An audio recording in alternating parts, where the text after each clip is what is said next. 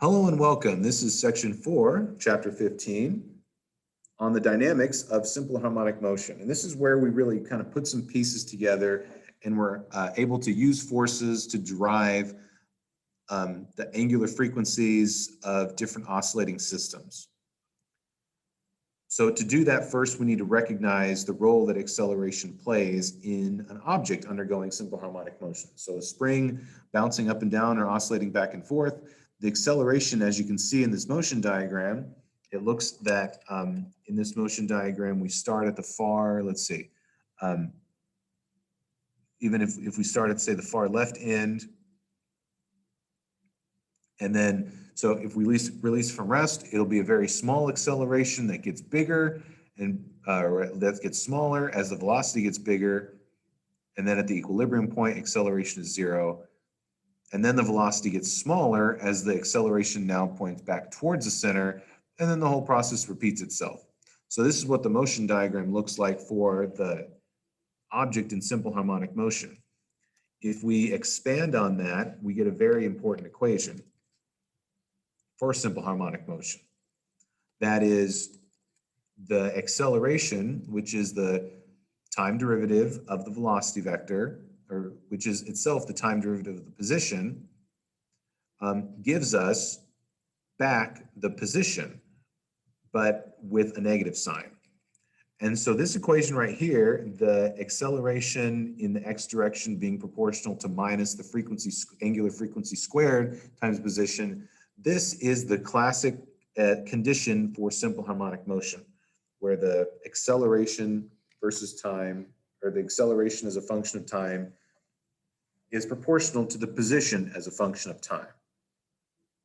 This is certainly different from the problems that you encountered in chapters 2 and 4, and also in the forces sections where the accelerations might have depended on time or constant. This is definitely a position-dependent acceleration. And what we have here is really a differential equation relating the second derivative of a function to the original function. So in differential equations class, that equation might be written something like y double prime equals minus a constant times y. And how do you solve that? Well, what's the function that, it might seem kind of circular, but what's the function that when you take the derivative of it twice pulls out a negative, but otherwise gives you the same thing? Well, it's a sine or a cosine.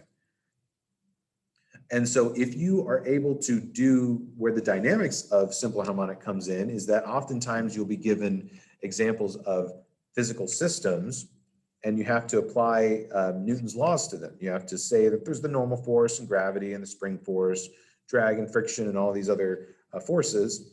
If you're able to get to the point where you have an equation like this, that is conclusive enough that the motion of that system is simple harmonic. Right, and so the first and simplest example would be that of an actual mass on a spring. Let's analyze this mass on a spring system with Newton's laws to get see what the differential equation is. So again, as usual, 0 is the equilibrium position, x is a generic coordinate, and at a generic position x away from the origin, there's two forces. Well, there's only one force. It's the force, the spring force that points back towards the middle. That's the vector that you see here, F sub spring. And so we got F sub spring equals minus kx. Minus kx equals mass times acceleration. So certainly that's what we, from Hooke's law, that's F sub spring is equal to minus k delta x. But when you set that equal to F net, then obviously it equals to ma. And so you have a relationship between acceleration and position, which is exactly the thing we were looking for. Go back to the previous slide.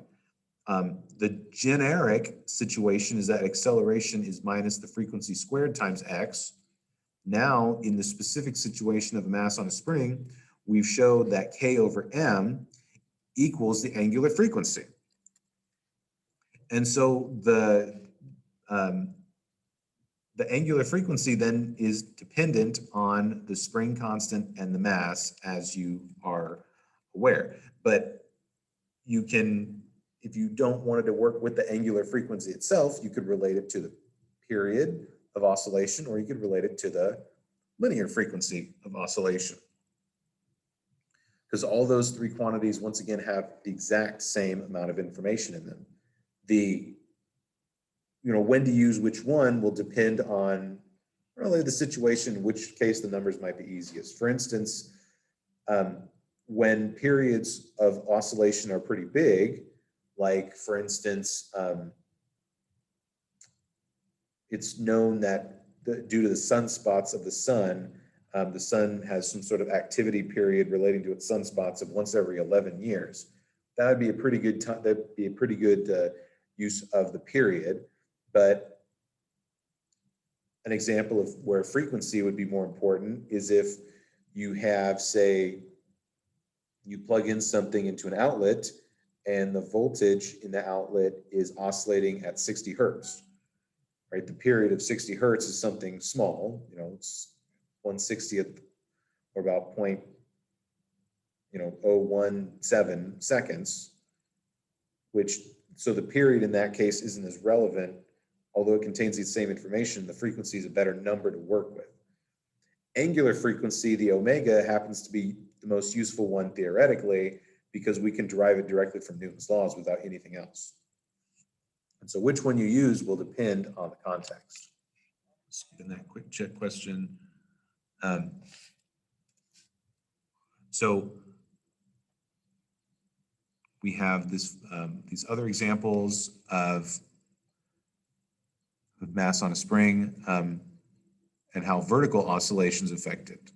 This is actually going to be the content of a subsequent video on vertical oscillations. So as usual, thanks for your time, and we'll see you back here on the next section. Take care.